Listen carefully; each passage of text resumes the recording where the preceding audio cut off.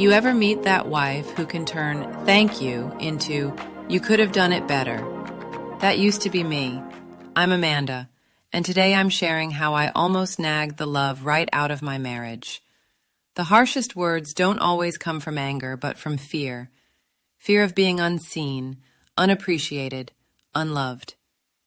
And fear often disguises itself as control. When Ken and I moved into our flat in Detroit, I thought I was being helpful by keeping high standards. I grew up believing neatness was love.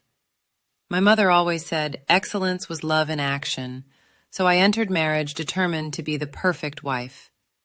If he washed dishes, I corrected him. If he made the bed, I pointed out the corners. If he cooked, I critiqued the seasoning.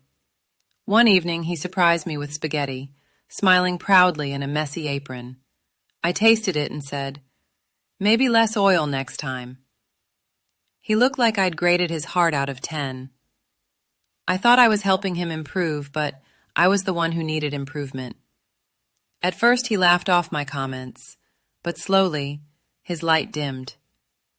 He stopped offering to help and said, "You do it your way." The kitchen became my kingdom and my prison. He'd sit scrolling while I wondered why he didn't help anymore, not realizing that every time he tried, I made him feel like a student in a class he never signed up for. It wasn't just chores. I corrected how he drove, talked, even laughed. Our home, once full of laughter, went quiet. I felt lonely in a marriage that wasn't meant to feel lonely. I'd look at old photos of us dancing in the kitchen, remembering how easy it used to be. Now everything felt cautious, like walking on eggshells. One Friday, he came home late and I confronted him.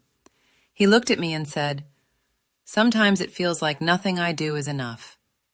He wasn't angry. He was defeated. That's when I realized my constant correction had become constant rejection.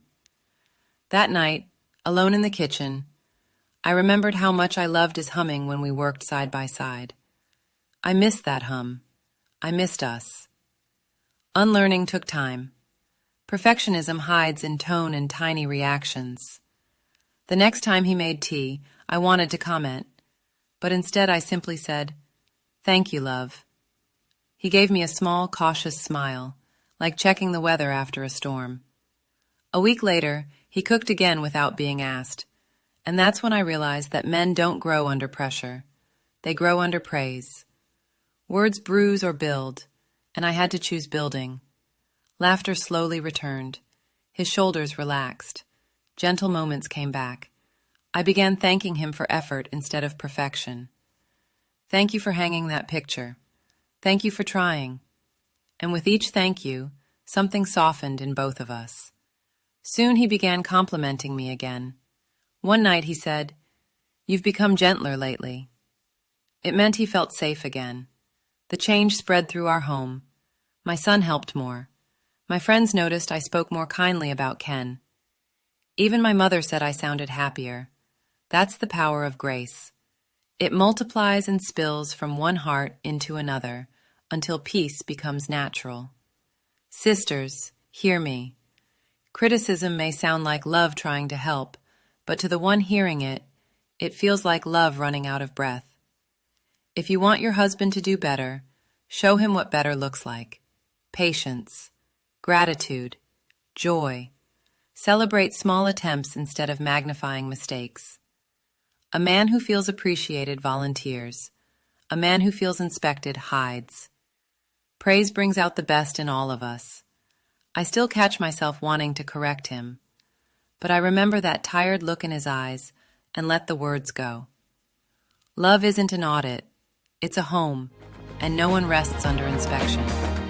My prayer is that our homes echo with laughter, that our partners feel safe, that our words build bridges, and that we rebuild trust where pride once lived.